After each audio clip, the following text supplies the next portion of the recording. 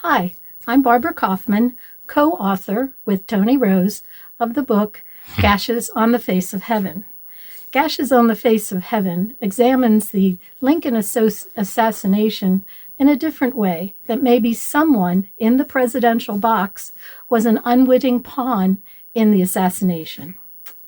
So what we do with our book is we step back in time of the vibrant 1860s, and you're going to meet real people navigating a tapestry of challenges. Maybe you recognize the names. We have as the good guys, Clara Harris, Henry Rathbone, Abraham Lincoln, Mary Lincoln, Edwin Stanton. And of course, we also have the bad guys, John Wilkes Booth, Mary Surratt, John Surratt, Lewis Payne, or Powell, whatever your choice is, and the rest, to quote Gilligan's Island. We also have ancillary characters such as Robert Lincoln, Tad Lincoln, John Hay, Emily Todd Helms, Lizzie Keckley, Senator Harris, Lucy Hale, and Maggie Branson. It's truly a one-look daily diary, highly researched book, which will make you think, oh, really?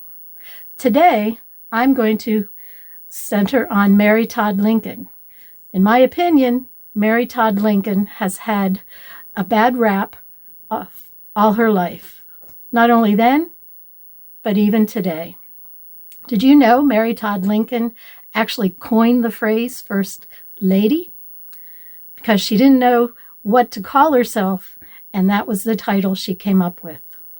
So who is Mary Todd Lincoln? Well, Mary Todd Lincoln was one of 6 real brothers and sisters and 9 step brothers and sisters. She was born in Lexington, Kentucky, and her mother passed away in childbirth when she was 5 years old, giving birth to her favorite brother, Alec. It is known that when she was 5 or 6, going back and forth, that Calhoun, who was a senator in the state, she rode up and interrupted his dinner party and said to him as she sat on his lap that someday she is going to be the wife of a president. And it turned out to be true. Mary Todd Lincoln, when she was educated, was sent away because her father married 2 years later to her stepmother, and she didn't really get along. So they sent her away to a boarding school where she would learn to speak French, read French, which she was fluent in, plus the social graces and basic math education, the education that a woman would get in the 1800s. When she was 20, she moved to Springfield, Illinois, to be the ward of her sister and her husband.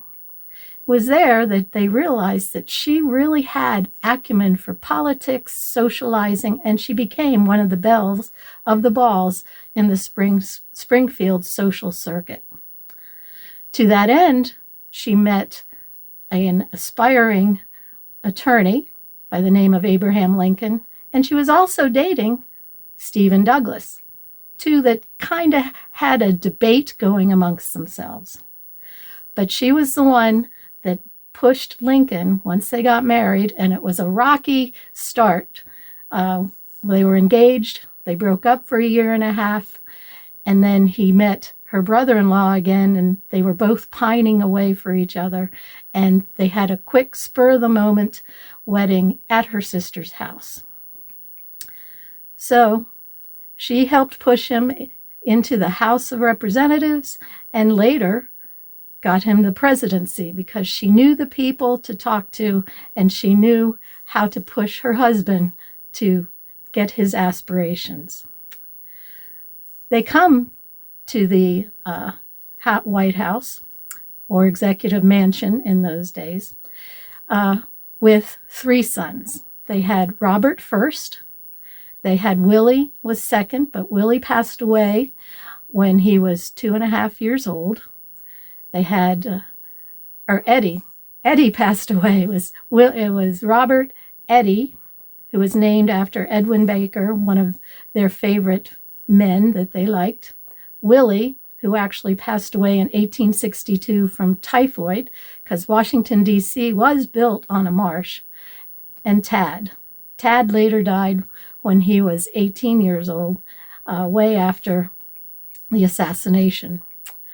So she had 3 children with her. And at that point, in those days, when you were a politician, you didn't political to yourself. You had to have people in your support. You just kind of got people to back you.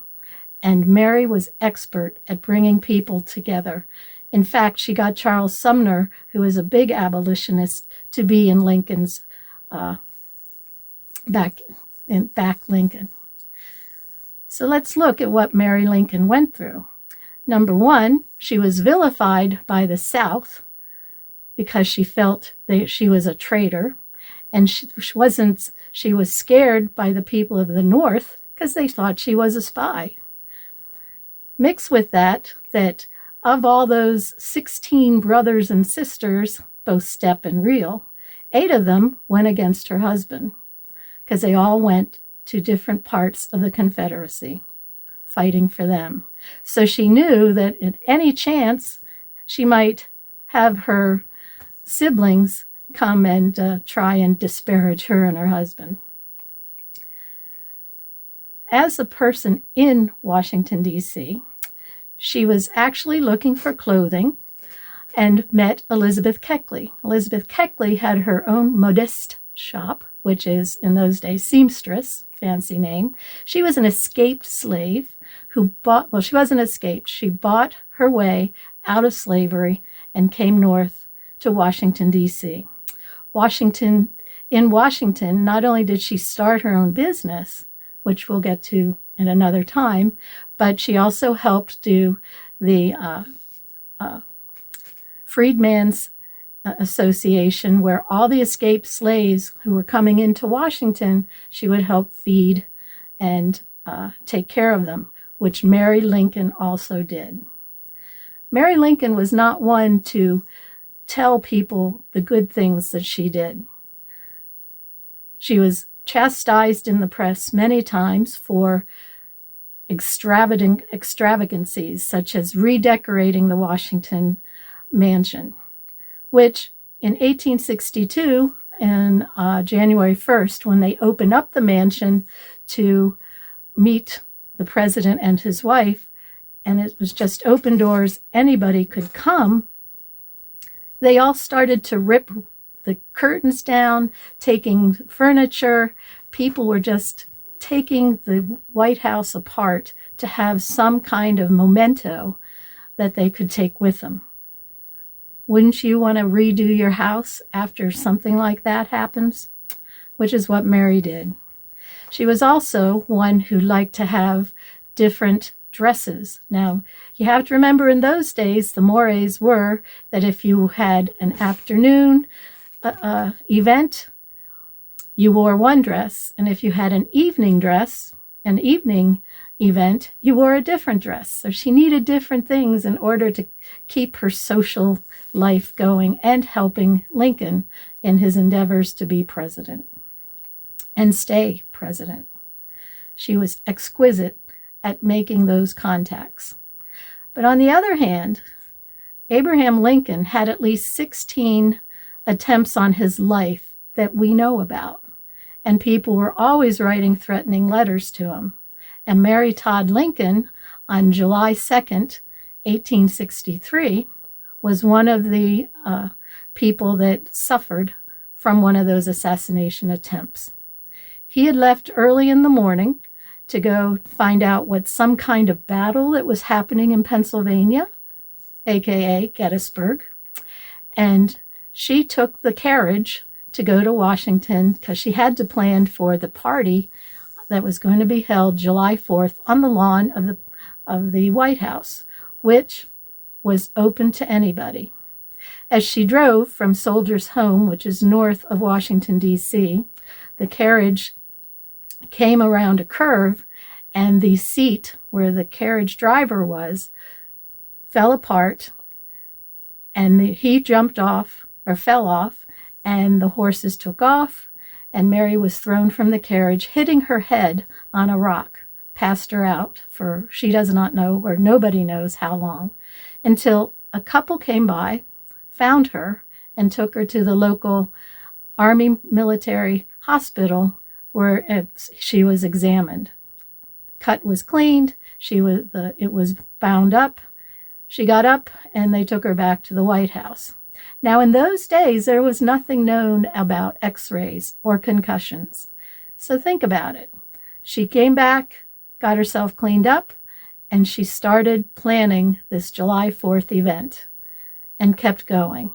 By the end of July 4th, when everybody was shooting cannons, her head was pounding. And she actually went back to bed early, and about 5 days later, the head wound became infected.